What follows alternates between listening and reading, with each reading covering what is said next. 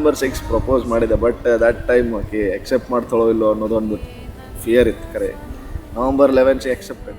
ಅಲ್ಲಿ ಒಂದು ಹೋಟೆಲ್ ಇತ್ತು, ಹೋಟೆಲ್ ಮುಂಗಡೆ ಬೆಂಚ್ ಹಾಕಿದ್ರು ಅಂತ ಇನ್ ದ ಫ್ಲೋ ಹಂಗೆ ಹೇಳ್ಬಿಟ್ಟಿದ್ದೆ. ಆವತ್ತಿಂದೇ ಅವನ ಎಕ್ಸ್ಪ್ರೆಷನ್ಸ್ ಭಾರಿ ಇತ್ತು ಎಲ್ಲ ಚಿತ್ತ.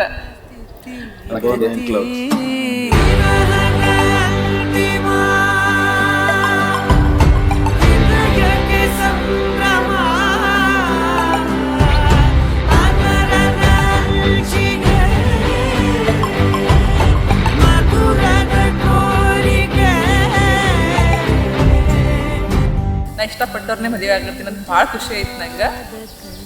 I am very happy for that. ನದಿಯಂತೆ ಓಡುವ ಕಡಸು, ಕಡಲಂತೆ ಕಾದ ಕಣ್ಣು, ನದಿಯಂತೆ ಓಡುವ ಕನಸು.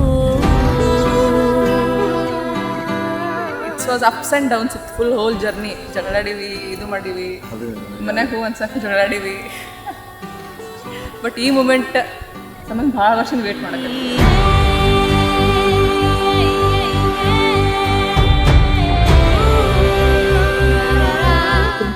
Long journey, we are successfully getting married.